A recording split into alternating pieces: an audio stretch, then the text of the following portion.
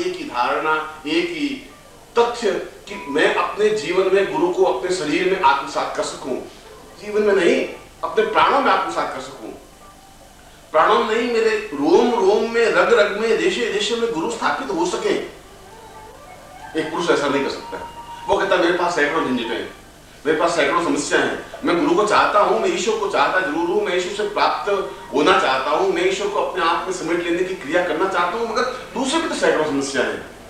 स्त्री के सामने कोई समस्या नहीं है, या तो स्त्री उस रास्ते पर चलेगी ही नहीं, और अगर उस रास्ते पर चलेगी तो अपने आप में पूर्ण रूप से डूब करके चलेगी, अपने आप से पूर्ण रूप से क्रियान्वयन होकर चलेगी। और इसीलिए मैं ये कहता हूं कि प्रेम कहीं से उधार नहीं मांगा जा सकता, प्रेम कहीं बाजार में बिकता नहीं है, प्रेम कहीं से लाया नहीं जा सकता। प्रेम तो तुम्हारे हृदय के अंदर है ही। आवश्यकता है उसको बिल्कुल सही रूप में उस पौधे को अंकुरित होने देने के लिए जमीन तैयार करना, आवश्यकता है उस अंकुर को फूटने देने के लिए अवसर प्रदान करना, आवश्यकता है उस प्रेम तत्व को पहचानने की क्रिया करना। मछली के लिए पानी कोई नई चीज नहीं है, क्योंकि मछली और पानी का तो संबंध है ही, वो वहीं पैदा होती है, उसी में समाप्त हो जाती है। उसके लिए पानी अपरिचित नहीं है, और तुम्हारे लिए भी ईश्वर अपरिचित नहीं है, क्योंकि तुम ईश्वर के ही अंश हो, ईश्वर में तुम पैदा हुए हो, तुम्हारे अंदर ईश्वर है। मगर आवश्यकता इस बात की है कि तुम उस ईश्वर को पहचानने के लिए हृदय पक्ष को जागृत कर सको, और तुम्हारे उस हृदय पक्ष पर सैकड़ों प्रकार की वासनाएं, सैकड़ों प्रकार के छल, सैकड़ों प्रकार के कपट, सैकड़ों प्रकार के धोखा और सैकड़ों प्रकार की परेशानियां दबाए हुए हैं, और इतने अधिक दबाव उस पर है कि हृदय पक्ष जागृत रहा ही नहीं। और इसीलिए वेदों में प्रेम को पतिव्रता कहा गया है, और बुद्धि को कहा गया है वैश्या, रंडी, इसलिए कि वह बुद्धि आज इस पर चिंतन करेगी, कल दूसरे पर चिंतन करेगी। जो एक स्त्री से दूसरी स्त्री, दूसरे से तीसरी, तीसरी से चौथी, जो भटकते रहते हैं, जो एक को तलाक देते हैं, दूसरे के पास चले जाते हैं, दूसरे को तलाक देते हैं, वह रंडी है, वह वैश्या है। वह पुरुष भी उस वैश्या के समान ही है, क्योंकि उसकी बुद्धि जागृत है। तो बुद्धि के माध्यम सोचता है कि मुझे शायद इसमें सुख नहीं मिला, शायद दूसरे में सुख मिलेगी, शायद इस दूसरी स्त्री से शादी करने पर सुख मिल जाए, ये भी वैसे ही निकल गई, वह तीसरी में सुख मिलेगा, और इसलिए वह बुद्धि भटकती रहती है। इसलिए बुद्धि को वैश्या कहा गया है। इसलिए ऐसा नहीं कर सकती। उसके लिए जो कुछ है, जैसा भी है, वह केवल उसके आराध्य में एक ही बात है, उसका तो चिंतन एक ही है। मीरा को जीवन भर कृष्ण मिले ही नहीं, मीरा को जीवन भर कृष्ण दिखाई दिए नहीं, मीरा ने कृष्ण की एक भी झलक सशरीर देखी नहीं, मगर फिर भी हर क्षण उसी के इंतजार करती रही, हर क्षण उसको निहार करती रही, उसको देखती रही, उसका चिंतन करती रही। वो कहती है कि मैं तो आंखों की ज्योति मेरी बुझ सी गई है, अब आंखें पथरा सी गई हैं, मगर फिर भी मैं अपनी आंखों को अंतिम क्षण तक खोले हुए रखूंगी, हर क्षण तक मैं इंतजार करती रहूंगी, न मालूम वो कब आ जाए। मुझे मालूम है कि मैं उसके इंतजार में गिनते गिनते मेरी उंगलियों की रेखाएं घिस गई हैं, मगर कोई बात नहीं, घिसने दीजिए। जीवन का अंतिम क्षण तक भी वह मुझे दिख जाएगा तो मेरे लिए बहुत बड़ी बात है, क्योंकि मैं उनको, उस अपने प्रीतम को, उस प्रेमी को, अपनी जिंदगी के एक तत्व को अपनी आंखों में बसा लेना चाहती हूँ, आंखों में समेट लेना चाहती हूँ। और वो कहती है कि अंखियन की कर कोठरी पुतली पलंग बिछाए। मैं तो बहुत खुश हूँ, मैं उसको कहाँ बिठाऊंगी, वो तो आएगा ही, मेरी इच्छा है वो आवे। मुझे मालूम है कि वो हर बार चाहे कितना ही छल करे, वह चाहे कितना ही व्यस्त हो, चाहे कितना ही छुप करके बैठे, वह आएगा तो जरूर। इस तरीके की सबसे बड़ी खूबी है कि वह पूर्ण विश्वास करती रहती है, और यह स्त्री की सबसे बड़ी विशेषता है। इसीलिए मैं कहता हूं कि प्रेम करने की कला स्त्री से सीखी जा सकती है, तैरने की कला मछली से सीखी जा सकती है, उड़ने की कला पक्षी से सीखी जा सकती है। और वह मीरा कहती है कि मैं अगर वो आ भी गया तो कहां बैठाऊंगी, हृदय में तो बैठने की कोई जगह नहीं, हृदय तो मैं खुद ही अपने आप को आंखों में सजा करके उसको सामने देख करके खड़ी हूं। मैं तो उसको आंखों में बिठाऊंगी, अंखियन की कर कोठरी, और उस अंदर जो पुतली है, उस पुतली रूपी पलंग को बिछा देना चाहती है, और उसके ऊपर मेरे उस प्रीतम को बिठाऊंगी। और फिर एक और काम करूंगी, क्योंकि उसके ऊपर मैं पलकन की चिक डाली के पलकों की चिक डाल दूंगी, और पीयू को लिया रिंझाए, और ऐसा कहकर मैं उसके सामने नृत्य करूंगी, पूर्ण हृदय को लेकर के, पूर्ण चेतना के साथ, अपने शुद्ध बुद्ध को खो करके, अपने आप को विसर्जित करके, और मैं जरूर उसको रिंझा दूंगी।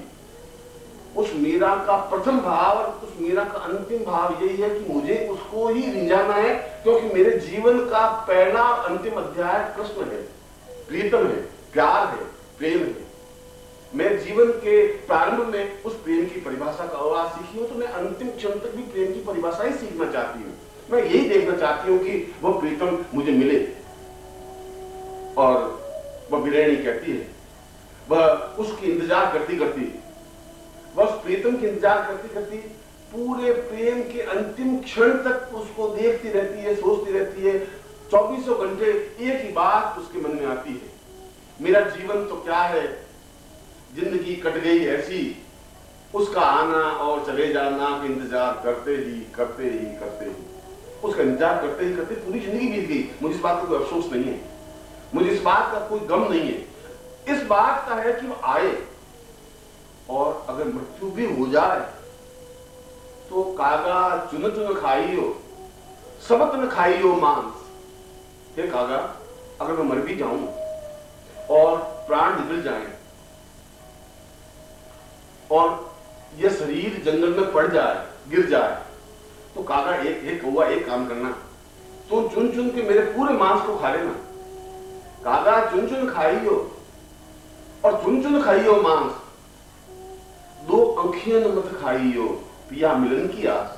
तो और सब कुछ कर देना, मेरे सारे शरीर के टुकड़े टुकड़ों को तुम भली खा लेना, मगर एक बात ध्यान रखना, तुमसे एक ही प्रार्थना है, तुमसे एक ही तथ्य है, तेरे सामने एक ही रिक्वेस्ट है कि तू सारे शरीर को चुन करके तो खा लेना, पर मेरी आंखें मत खाना, क्योंकि मुझे मरने के बाद भी पिया मिलन की आस। मेरी आंखें उस समय भी उस इंतजार में डूबी हुई रहेगी, इंतजार में बैठी हुई रहेगी, उस समय भी मैं उसकी एक झलक देख लेना चाहती हूँ।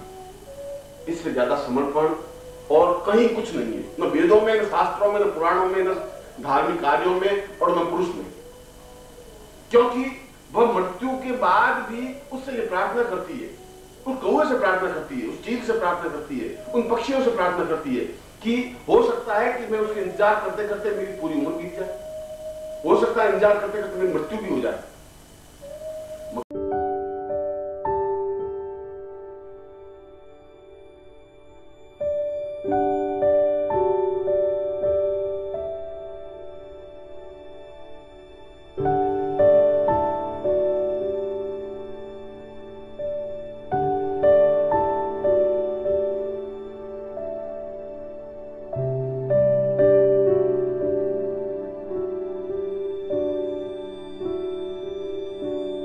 अगर मृत्यु हो जाने के बावजूद और बाद भी शायद वो आ जाए तो शायद मेरी आंखों से देख सकती, और इसलिए वो कितने विभ्वर शब्दों में कह रही है कि कागा सब तन खाइयो, सारा तन तुम खा लेना, और चुन चुन खाइयो मांस, दो नैना मत खाइयो, पिया मिलन की आस।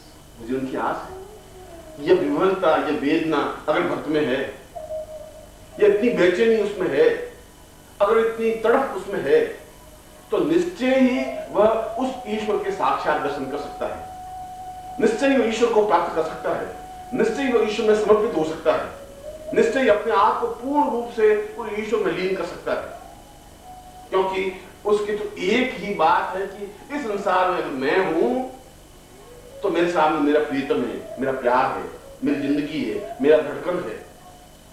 इसके अलावा इस जीवन में कोई अस्तित्व नहीं, कोई बोध नहीं, मेरे दूसरे सारे कार्य गौण हैं, दूसरे सारा चिंतन, सारा विचार गौण है, दूसरी मेरी कोई धारणा नहीं है। और वह उस पपीहे को कहती है, पपिया तू पीऊ पीऊ करे, पीऊ मेरा मैं पीऊ की, तू पीऊ कहे सुकून।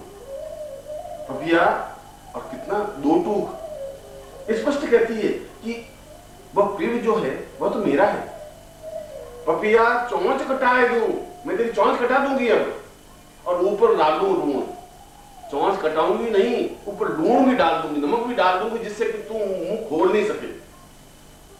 क्योंकि मुझे बहुत ईर्ष्या है, ईर्ष्या इस रूप में कि पीऊ मेरा मैं पीऊ की, तू पीऊ कहे सुकून। तू कौन होता है पीऊ कहने? इस पीऊ पीऊ शब्द बोलने वाला तू कौन होता है? मैं बोलूंगी क्योंकि मेरे अलावा इस संसार में उसका कोई है ही नहीं। मैं दूसरे को जाने दूंगी नहीं, मैं उसको अपनी आंखों में बसा दूंगी और आंखों को ढक दूंगी। ना मैं देखूं और को, ना कोई देखन दे हो, और मैं जब उसको आंखों में अपने आप में समेट लूंगी तो फिर मैं दूसरों को देखने भी तो नहीं दूंगी, क्योंकि वह मेरा जीवन है, वह मेरी धड़कन है, वह मेरी चेतना है। और इसीलिए मैं कहता हूं कि स्त्री का सारा सौंदर्य सिमट कर प्रेम में रह गया है। स्त्री की एक धड़कन और चेतना उस प्रेम में सिमट करके रह गई है। विवाह तो एक ढोंग है, एक पाखंड है, एक प्रकार से देखा जाए तो एक क्रिया है, और ये समाज ने एक तरह से स्त्री के पांवों में बेड़ी डाल दी है। स्त्री को बांध दिया है, जकड़ दिया गया है, उसको स्वतंत्र होने के लिए मजबूर कर दिया है, उसको परतंत्र करने के लिए बाध्य कर दिया है। क्यों कर दिया है?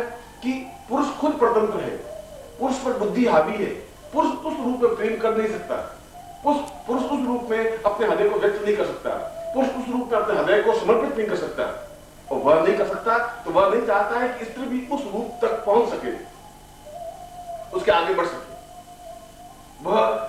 वह ये सोचता है कि यह भी पीछे से हटी हुई रहे, इसमें भी वो आनंद की अनुभूति नहीं कर सके। इतना स्वार्थ है पुरुष में, और इस स्वार्थ के लिए, इस स्वार्थ के चिंतन के लिए उसने विवाह का ढोंग रचा दिया। अनजाने पति से और चाहे जाने हुए पति से उसने उसके फेरे खा दिए, उसको अपने बांध दिया, और धर्मशास्त्रों, नीति ने, वाक्यों ने एक बात कह दी, बस तुम्हारा एक जिंदगी उस पति के साथ ही है, तुम्हारा पति है, तुम हो और पति का अलावा कुछ नहीं है। ये सब बुद्धि है। इसमें हृदय पक्ष कहां से आ गए? और अगर ऐसा होता तो फिर मीरा नहीं बनती, अगर ऐसा होता तो फिर राधा नहीं बनती, ऐसा होता तो इस जिंदगी में प्रेम सब जैसे कोई तथ्य और चिंतन नहीं रह पाता। क्योंकि कोई स्त्री विवाह करके उस ईश्वर से साक्षात्कार नहीं कर सकती। कोई स्त्री किसी की गुलाम बन करके उस प्रिय को, उस प्रीतम को, उस प्रेम को प्राप्त नहीं कर सकती, क्योंकि एक गुलामी, एक दासता अपने आप में परतंत्रता है, और विवाह एक परतंत्रता है। एक जीवन का कर्तव्य तो है, विवाह करना जीवन का एक आवश्यक धर्म है। आवश्यक धर्म इसलिए है कि इससे समाज की व्यवस्था बनती है, आवश्यक इसलिए है कि उससे एक नई सृष्टि का उदय होता है, आवश्यक इसलिए है कि एक समाज की व्यवस्था को निरंतर एक गति मिलती है। यह कर्तव्य तो है, मगर ये प्रेम नहीं है। प्रेम के लिए किसी एक से बन जाने को, किसी उसको जिसको वो चाहे नहीं, उसके प्रति अपने आप बन जाने की क्रिया विवाह कहला सकती है, प्रेम नहीं कहला सकती। प्रेम का अंकुरण तो अपने आप सहज स्वाभाविक क्रिया है, वह तो पूर्व जन्म के संबंध है।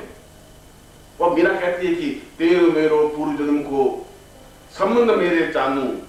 मेरे चानू, तुम्हारा और मेरा संबंध इस जीवन का नहीं है कृष्ण, तो गलत सोच रहा है।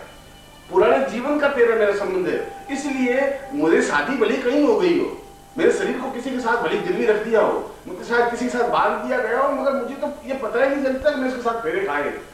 मेरे तो सामने तू है, मुझे तो केवल तू दिखाई दे रहा है, मेरे सामने तेरे अलावा कोई चिंतन नहीं है, क्योंकि मैं तो जीवन का एक तथ्य, एक चिंतन, एक विचार, एक धारणा ये समझ बैठी हूं कि अगर तू नहीं है तो इस जीवन का कोई मकसद नहीं है, कोई अर्थ नहीं है, इस जीवन की कोई धारणा नहीं है, ये जीवन बेस्वाद है, इस जीवन का एक लुत्फ नहीं है।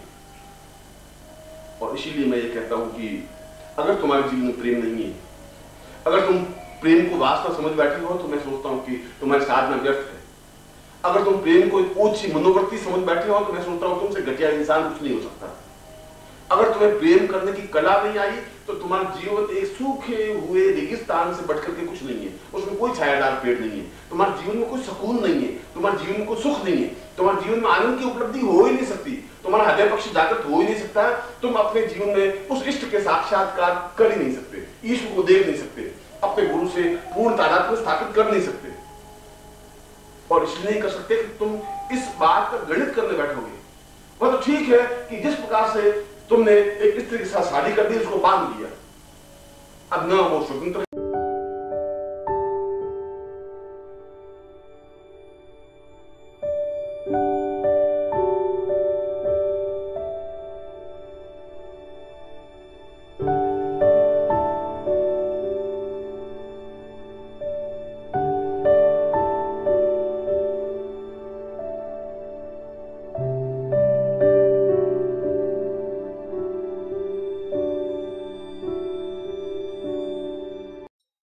ओम परम तत्वाय नारायणाय गुरुभ्यो नमः। ओम ह्रीं मम प्राण देह रोम प्रतिरोम चैतन्य जाग्रय ह्रीं ओम नमः। ओम भूर्भुवः स्वः तत्सवितुर्वरेण्यं भर्गो देवस्य धीमहि धियो यो नः प्रचोदयात्।